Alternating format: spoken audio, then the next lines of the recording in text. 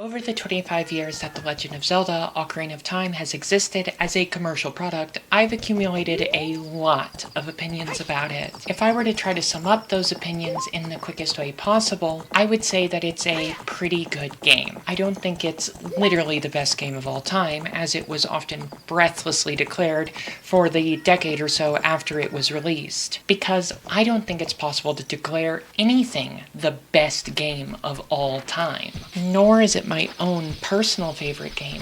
First, because I am chronically indecisive, but also because there are so many games that have more significance to me. But it is, nonetheless, a game that I mostly like.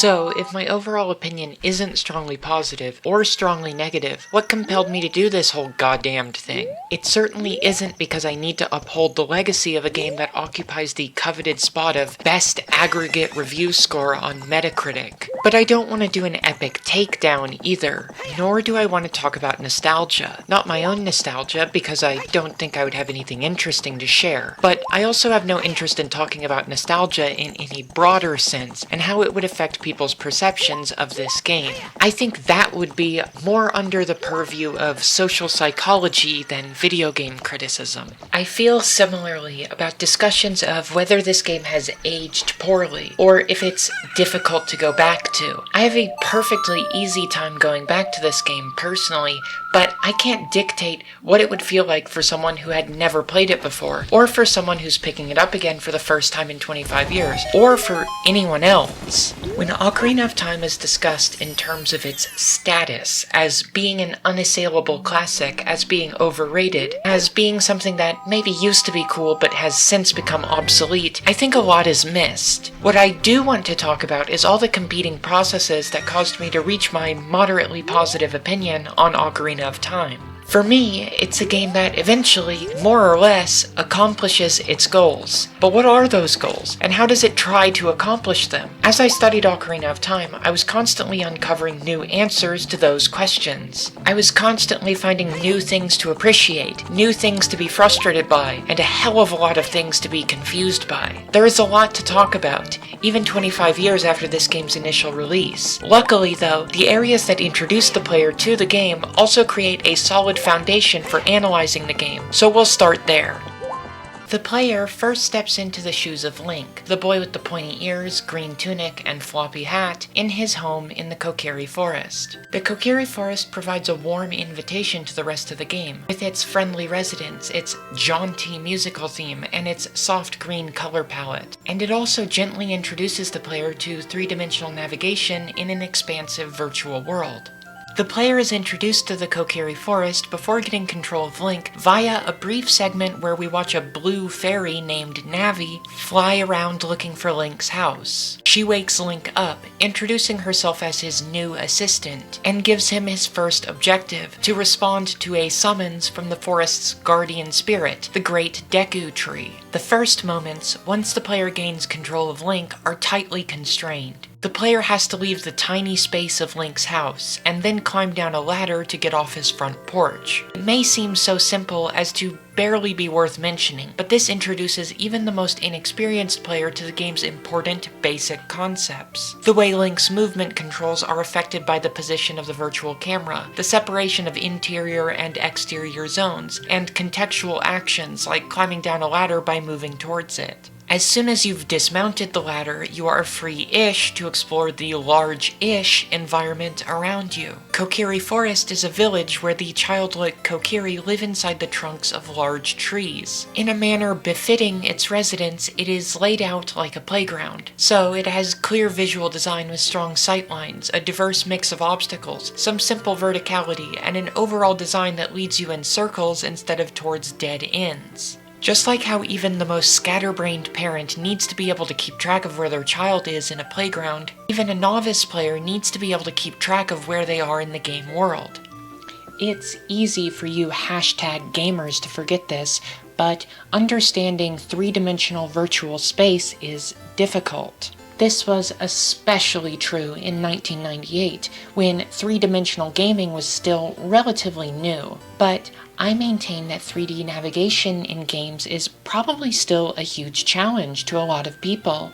Personally, I didn't become entirely proficient in it until I was maybe 18, despite having been playing games, including 3D games, for as long as I can remember. This onboarding process is important, and I think the Kokiri Forest does a great job at it.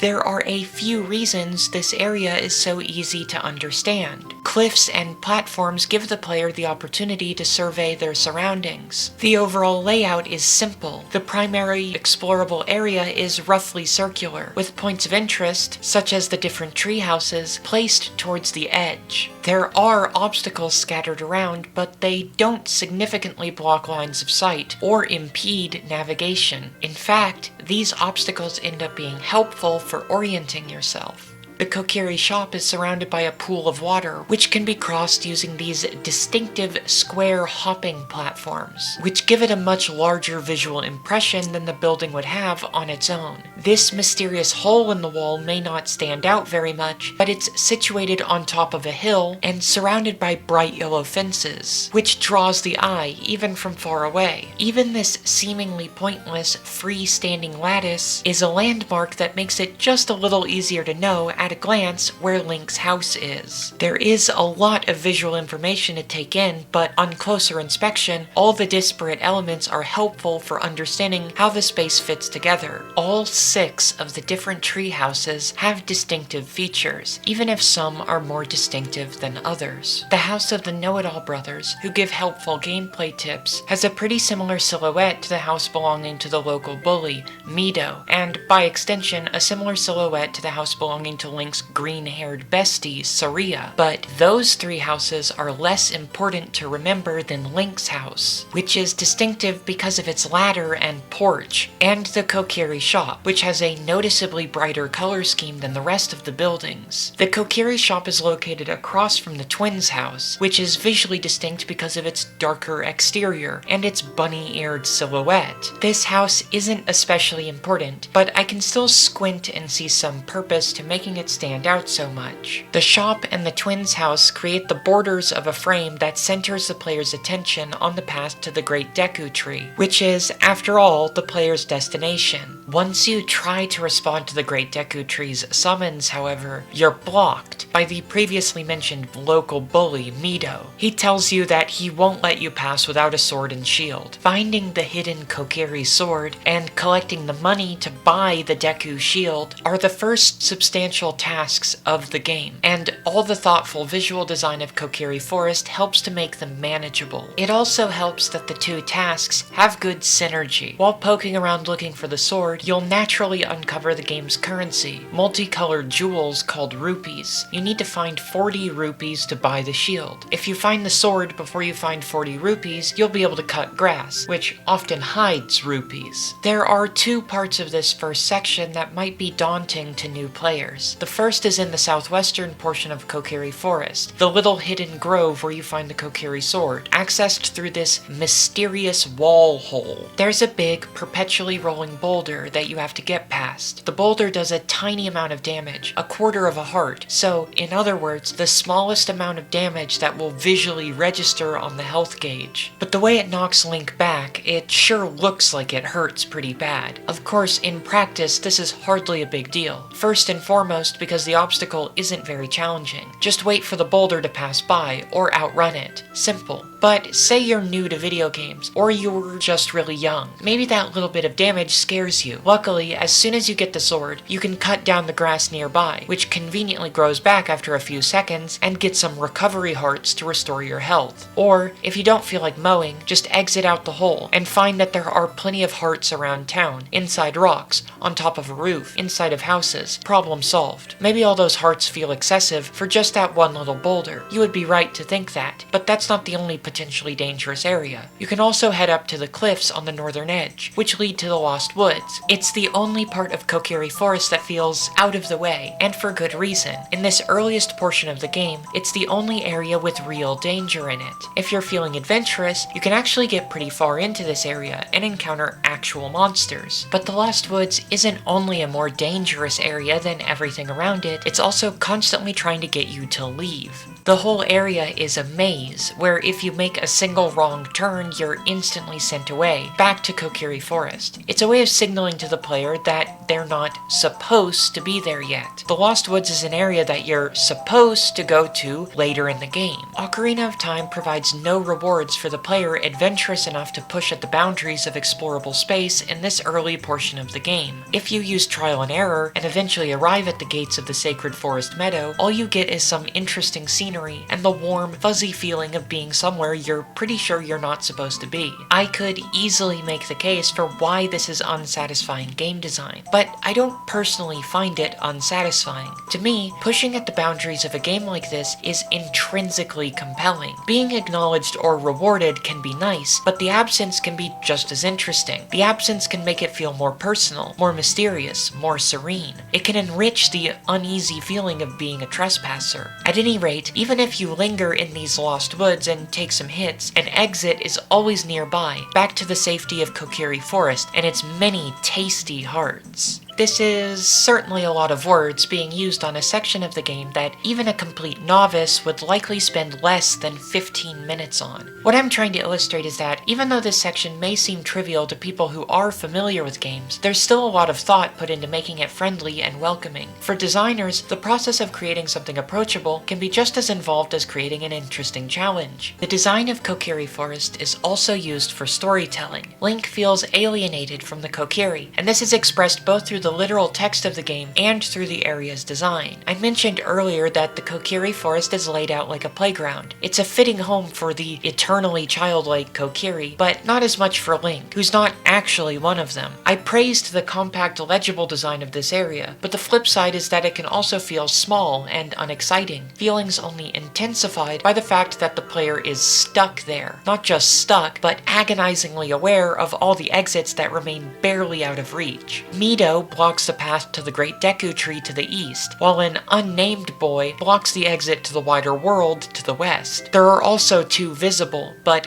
inaccessible teleportation gates in the Lost Woods. All you can do at this point is submit to the demands of Mido, which hardly feels adventurous or heroic. If, as a result of all of this, you feel yourself yearning for the world outside the forest, you are emotionally aligned with Link. And, luckily, you'll get your opportunity. But before you can leave, you have a summons to respond to. A summons from a big, mustachioed tree. After you find the Kokiri sword and buy the Deku shield, Mido finally allows you audience with the Great Deku Tree. The Great Deku Tree tasks you with getting the evil out of him, and opens up his big wooden mouth, granting access to the game's first dungeon, the aptly titled Inside the Deku Tree. I don't necessarily want to run through the game in chronological order, but I still think it makes a lot of sense to start at the beginning, because the introductory sequences of Ocarina of Time establish a formula that the rest of the game will follow. Most of the games in the Legend of Zelda series adhere to an overworld dungeon structure. You explore an open overworld in order to uncover dungeons, which are self-contained spaces filled with a variety of action and puzzle challenges. Tasks in the open overworld feel looser and require less active focus. In contrast, the enclosed space of a dungeon signals to the player that it's time to take in their surroundings and proceed deliberately. That feels like an imprecise definition to me. I find it surprisingly difficult to describe this structure in formal terms, but you know it when you see it. Case in point, you can see this structure through the overworld area of Kokiri Forest and its accompanying dungeon inside the Great Deku Tree. So, how does this first dungeon work? The dungeon inside the Great Deku Tree is arranged around a central trunk, the first room the player encounters. The trunk is the dungeon's widest and tallest room, 3 stories tall specifically. There are 2 branches connected to the trunk, that is, one room that branches off of the trunk's 2nd floor and another room that branches off of the 3rd floor. These higher levels are accessed by climbing up vines on the wall onto a ledge that circles around the perimeter of the trunk. As you progress up the trunk and through the branches, you discover the Great Deku Tree is infested with spiders. Some of them ambush you by dropping from ceilings, and some of them zealously guard the walls covered in climbable vines. Accompanying these spiders are, naturally, spider webs. There's one particularly important spider web on the dungeon's first floor. It blocks a hole that leads to the dungeon's roots. In order to get to the roots, you have to break through the spider web. In order to break through the spider web, you have to jump onto it from the third floor. In order to reach the third floor, you have to find a way to climb up some vines that are guarded by spiders. In order to deal with those spiders, you have to find a new tool for Link, the fairy slingshot, and shoot them down. Once you've done all that, you take the stomach-churning leap from the third floor and fall all the way down into a pool of water in the dungeon's roots, the basement. Whereas the first half of the dungeon, the half taking place above ground, was built around a central vertical shaft, the second half, in the basement, is arranged more horizontally and lacks a central room. You proceed through this half by going in a circle and falling through another spiderweb-covered hole into the second basement, where you confront Ocarina of Time's first boss fight, the leader of the Great Deku Tree's infestation, Queen Goma. I gave that little synopsis to establish the correct way of progressing through the dungeon, because there is an incorrect way. What makes one route correct and the other route incorrect? It's not an objective judgment, and the game itself offers no direct feedback. It's not like, for example, combat, where you know you've made a few mistakes if you completely run out of hearts. But I think it's reasonable to say that a mistake in the context of exploring a dungeon is when the player makes a decision that results in needless backtracking, or, in a less concrete way, when they make a decision that makes the dungeon more confusing for whatever reason. The correct route is to find the slingshot, shoot the spiders off of the climbable vine wall, and then jump off the third floor ledge to break the spiderweb and fall into the basement. Here is the funny thing, though. You don't actually need the slingshot to get past the spiders on the vine wall. Maybe you're stubborn and want to force your way past them. With some careful maneuvering, you can do just that, and then you can jump off the third floor ledge, fall through the spiderweb into the basement, proceed to the next room, and then find yourself blocked.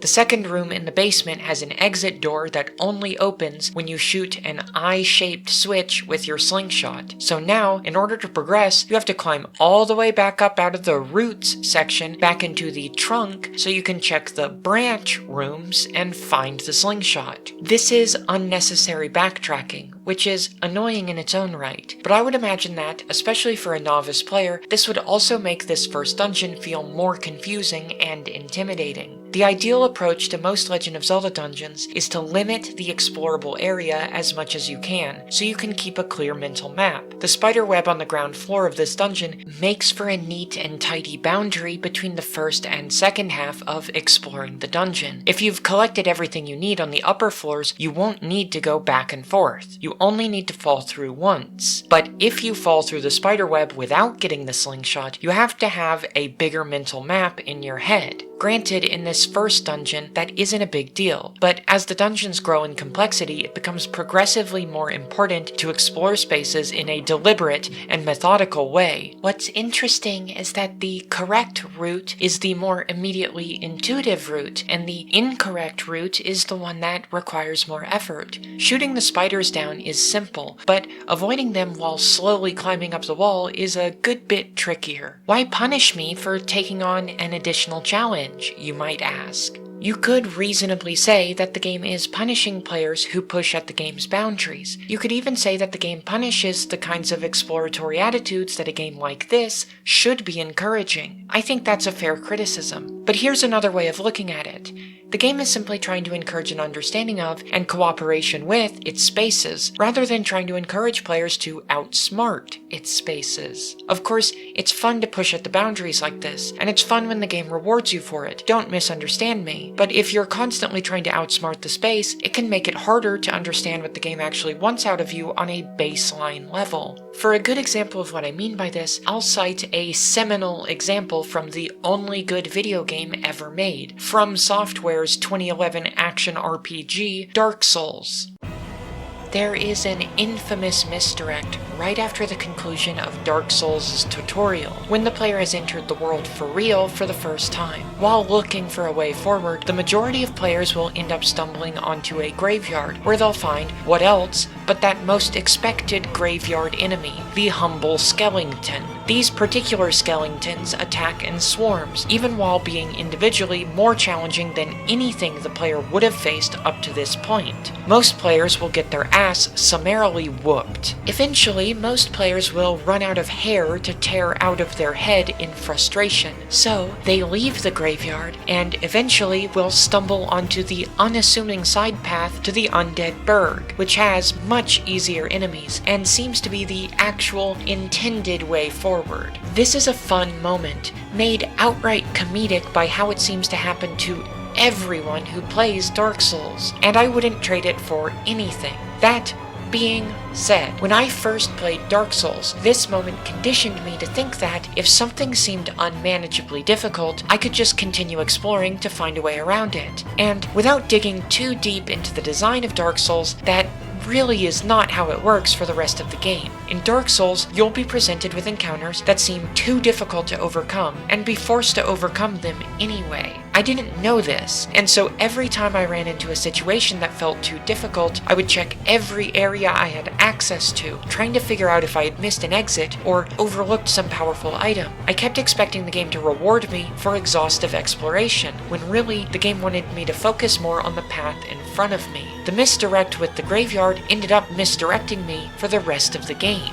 So, to bring it back to Ocarina of Time, rather than thinking of the incorrect route that I outlined as a case where the game punishes the player for exploring, I would think of it as the game gently telling the player to work smarter, not harder. So yes, you can take on the challenge of juking these spiders if you want, but maybe it would be a good idea to see what is in that nearby room first, to see if the spider juking challenge is actually necessary. The attitude being encouraged here is that if you find yourself experiencing resistance, take in your surroundings before proceeding forward. That path I just traced out from the start of the dungeon to the finish, spiraling up the trunk, working your way through the branches, falling down into the roots, and then finally facing the dungeon's boss, is a high-level overview. If I were to broadly categorize the modes of engagement that Ocarina of Time uses, they would be two intertwined concepts: exploration and navigation. The high-level overview that I just gave reflects the exploration half, referring to the process of figuring out, in a general sense,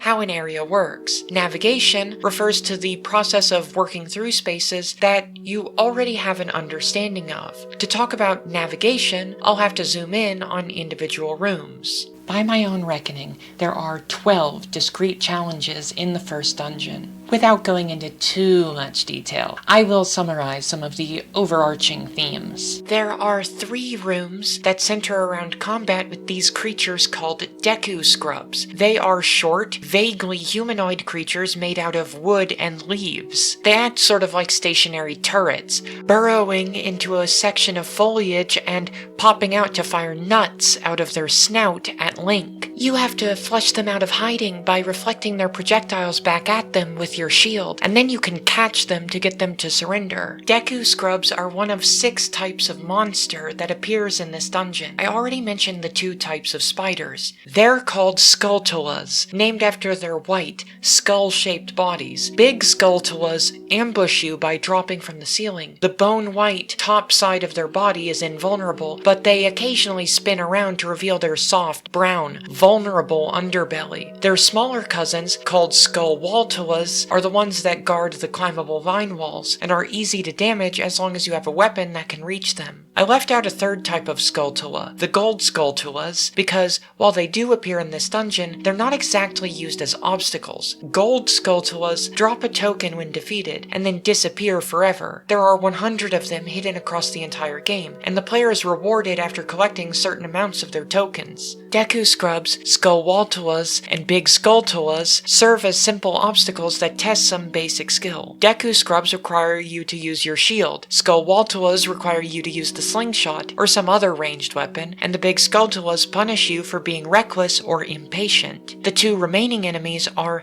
slightly more complex. There are the larvae of the dungeon's boss, Queen Goma. She can spawn some of them during the fight against her, but before that they appear for the first time in a room in the basement. Their presence is foreshadowed by an ambush by a big Skulltula right as you enter the room. If you take this ambush as a hint to look up at the ceiling, you'll spot the eggs, and can neutralize them by shooting them with the slingshot. If you fail to notice them, the eggs drop to the ground and hatch, and the Goma larvae are ready to fight immediately. They are strange, insectoid creatures, resembling an eyeball with two cockroach-like legs. Their normal eye color is a kind of queasy turquoise. When they look like this, they'll shuffle towards Link. When they start to hunch over, and their eye turns red, they're about to pounce. They aren't especially difficult, even when you're fighting 3 of them at once, but this is a more aggressive and dynamic combat encounter than anything else you will find in the dungeon, save for the boss. The final enemy is a carnivorous plant called a Deku Baba. It's just a chomping mouth attached to a long, thin stalk. It lunges at Link as he passes by, but its range is limited as it's stuck to the ground. Just like the Goma larvae, these enemies are simple, but I appreciate how clearly their behavior is communicated through their animation and sound design. I love the way they whip at Link like a scorpion's tail and curl back, and I love all their weird mouth noises.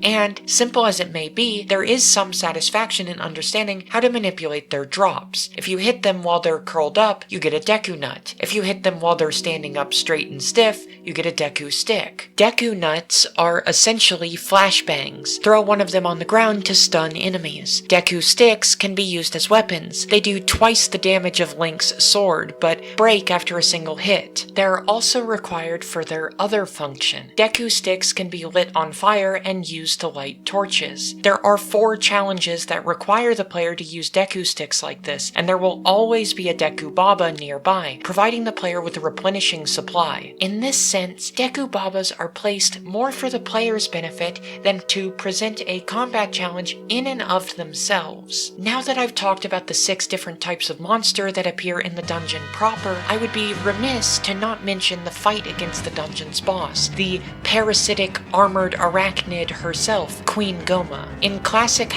#gaming fashion, her eye is her weak point. When she's about to either attack or hatch some larvae on you, her eye turns red, at which point you can shoot her eye with the slingshot, which leaves her open to being damaged with your sword. This sets a template followed by many bosses in Ocarina of Time, and indeed, many bosses throughout the rest of the series. Find a way to stun them, wail on them with your sword, repeat. Finally, there are 4 challenges involving platforming, which I use here in a general sense to refer to challenges that involve understanding the idiosyncrasies of how Link moves. Ocarina of Time has elements of platforming, but Link doesn't have quite as much freedom of movement as you would find in the protagonist of a dedicated platforming game, characters like Spyro the Dragon or Mario. The most obvious example of this is that Link lacks the ability to jump with the press of a button. Instead, he automatically jumps whenever he runs towards a ledge. The inputs involved are never more complicated than pressing the analog stick to move, and occasionally pressing the Z button to center the camera, so the platforming in this game is just a natural extension of basic movement and positioning. Just because I have used the word challenges does not mean that I would describe any part of this dungeon as being challenging. None of the challenges are particularly demanding of the player's skill, nor do they punish failure especially harshly. And I think this holds true for the majority of Ocarina of Time's challenges. This is, overall, an easy game, but easy does not mean the same thing as insubstantial. Within the space of a dungeon, individual challenges can add up to something more compelling by being connected to each other, and there are infinite ways of creating compelling connections. Take, for example, the 3 encounters with Deku Scrubs. Unlike the Skulltulas and Deku Babas, which seem to be acting out of some instinctual malevolence, the Deku Scrubs are more conscious actors. This is obvious because they actually talk to Link, begging for mercy when he catches them, but it's also conveyed through their placement, acting as guards along key parts of the dungeon's critical path. The first Deku Scrub guards the room with the fairy slingshot. When Link defeats him, he gives Link a hint, suggesting that Link might need to jump from a great height at some point. The second Deku Scrub guards a small connecting room in the basement. When Link defeats him, he tells him how to defeat the trio of Deku Scrubs who guard the door to Queen Goma. Those first two encounters play out almost identically, but this just serves to emphasize how different the third encounter is. The group of Deku Scrubs that guard Queen Goma have to be defeated in a specific order, and when they're defeated, they'll tell Link how to defeat their queen. In order to develop the concept of this enemy, it's important that they appear multiple times, but they have to be spaced out a bit. If every single room had to feature a Deku Scrub, the dungeon would probably start to feel one note. A dungeon in Ocarina of Time can be understood as an interwoven collection of little ideas, balanced between variety and consistency. The dungeon inside the Great Deku Tree has a fair amount of variety, which prevents it from feeling repetitive, but also has enough consistency to develop its ideas. Within dungeons, the process of understanding these ideas is substantial, even if the accompanying gameplay isn't especially challenging. Over the course of the game, there is a real satisfaction to be found in embodying a character like Link and understanding his distinctive way of moving through the world. And because he's constantly gaining new tools, the player's understanding of Link constantly has to be evolving. You're learning to see the world through his eyes, learning how to look at a room and intuit how he can navigate through it. This capacity for a playable character's idiosyncrasies to become second nature to the player is one of the most compelling parts of video games to me. To that end, I think the dungeon inside the Great Deku Tree is a good showcase for Link's idiosyncrasies. For example, there is plenty of running and jumping to be done, as I already mentioned. A major transition point, after all, involves a big jump from the top floor down to the basement, so you're given plenty of opportunities to get used to the unintuitive concept of an automatic jump. Personally, there might have been a point where I found Link's automatic jump unintuitive, but it has been completely second nature to me for most of my life. Similarly, I find myself forgetting to even mention something like the way you can switch to a first-person perspective, either to look around or to aim items like the slingshot. I forget to even mention things like Z-targeting, which focuses the camera's attention on a specific enemy, which makes it easier to maneuver during combat and allows you to quickly fire off shots with a ranged weapon without manually aiming. These two features have become standards of three-dimensional action games, and Ocarina of Time's simple challenges make a good case for the kinds of gameplay possibilities that they open up. In this first dungeon, we also see how they open up atmospheric and dramatic possibilities. When you first step on the spider web in the center of the first room, Navi the fairy prompts you to use the first-person view to look through it and see the basement level down below. It seems to be a long way down, and ends with a pool of cool blue water. It's only natural to take this opportunity to also look up and around, and see how far up the dungeon's trunk goes. From this angle, all you can see is a tangled heap of ledges, platforms, and more spiderwebs. Right at the beginning, you're given an idea of the dungeon's scale, but not any idea of how to navigate it. A little bit later on, after getting the slingshot and taking aim at the Skullwaltulas guarding the climbable vine wall on the dungeon's second floor, looking around in first person will yield a clearer view of how everything fits together. There's the solid ground of the first floor, connected via a climbable vine wall to the spiraling ledge on the second floor, which is connected via another climbable vine wall to the circular ledge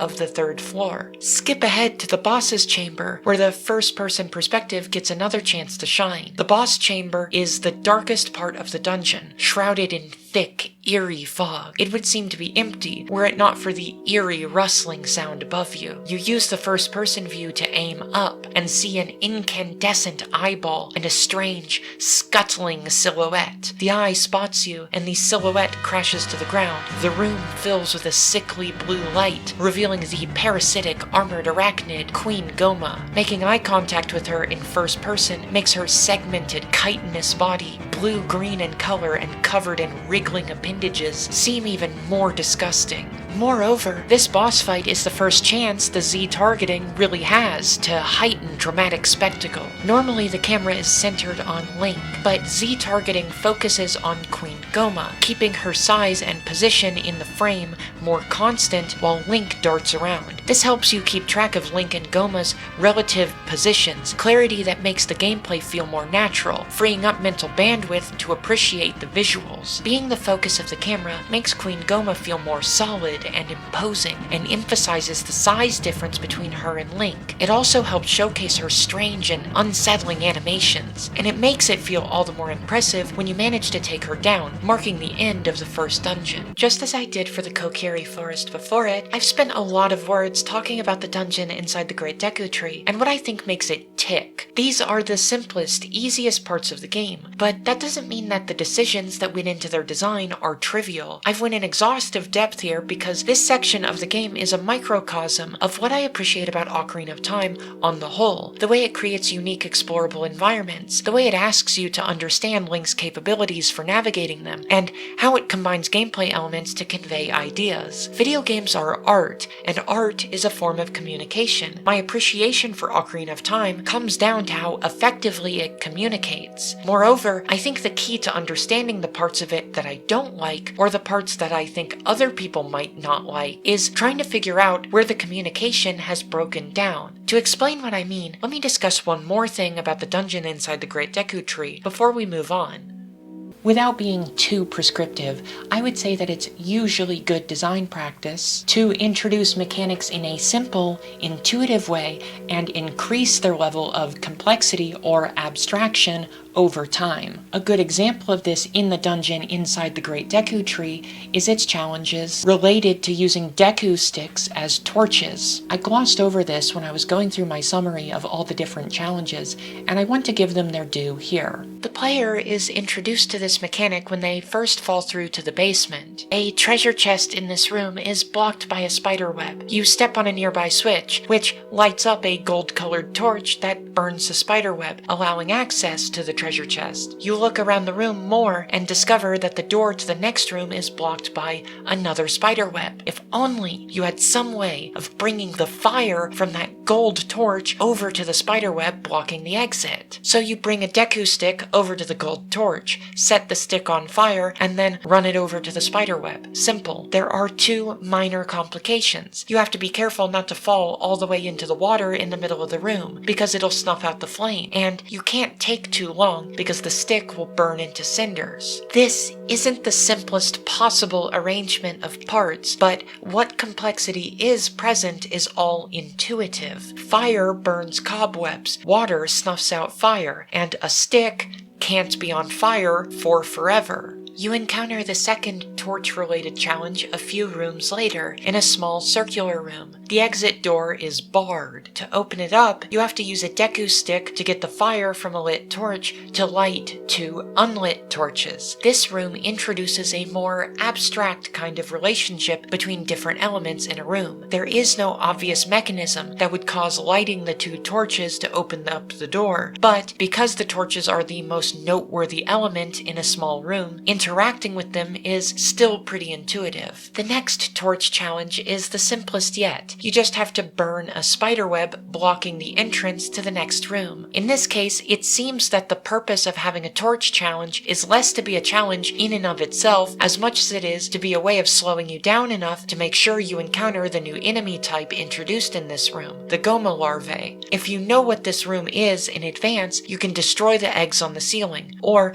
better yet, save the slingshot ammo. If you run straight to the torch and then straight to the spiderweb, you can be gone before the Gohma larvae even have a chance to attack. This is one of a small handful of times over the course of Ocarina of Time where a fundamentally simple task is hidden through clever misdirection, and it's something that I always appreciate. The final torch challenge happens in the next room, which is actually just the upper level of the first room you encountered in the basement. There's a spiderweb on the floor that blocks a hole leading to the dungeon's final room, but all the torches on this level are raised too high to reach, so you have to push a block to make a shortcut to the lower level and light your Deku stick using the same torch you used for the first challenge. Then you have to go back up the shortcut and swing the burning stick at the ground to burn the spiderweb. Just as it was in the first challenge, all the relationships here are intuitive, but the elements are arranged in a way that makes it more difficult to understand what to do. It's a true puzzle, even if it is a simple one. So this dungeon's basement gives us a nice, solid little progression with the Deku Stick torch mechanic. A simple, intuitive action is introduced, then a more abstract video game logic wrinkle is added, the basic action is reinforced, and then the player is tested on how well they can put all the pieces together. I must confess, though, I have lied here.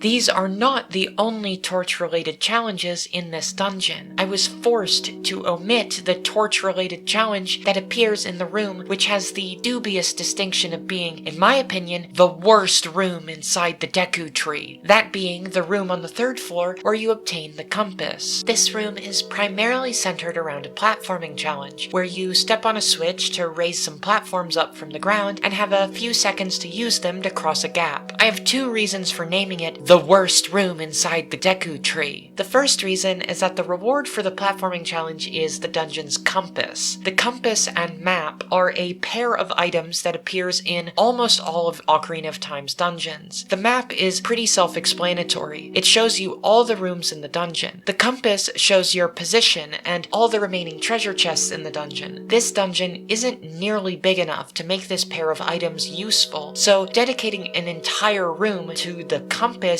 is an odd choice, especially when no effort is required to find the map. The second reason is that this room has an inelegantly placed torch challenge. When you enter this room, the door behind you is barred, and you have to light an unlit torch in order to open it back up. So there are actually 2 possible rooms where the player might be introduced to the Deku Stick torch mechanic. There's the first basement room, and there's the room on the 3rd floor with the compass. The first basement room is a contained space that is wholly dedicated to introducing the mechanic, and in that room, the relationship between the elements are all concrete and literal. Use fire to burn spiderweb. In the compass room on the 3rd floor, the room is primarily dedicated to an unrelated platforming challenge, with the torch thing being tacked on at the end. Moreover, the relationship being expressed is abstract. Use fire to light torch to open up a door. Even if it's not a huge leap to expect the player to understand this bit of video game logic, I don't think this room works nearly as well as an introduction to the mechanic. I can't tell you whether or not you should think that lighting a stick on fire and running around with it is an interesting thing to do. Personally, though, I found a greater appreciation for this simple mechanic while examining how the game introduces and develops it, and by that same process, I found a new reason to be vexed by it, and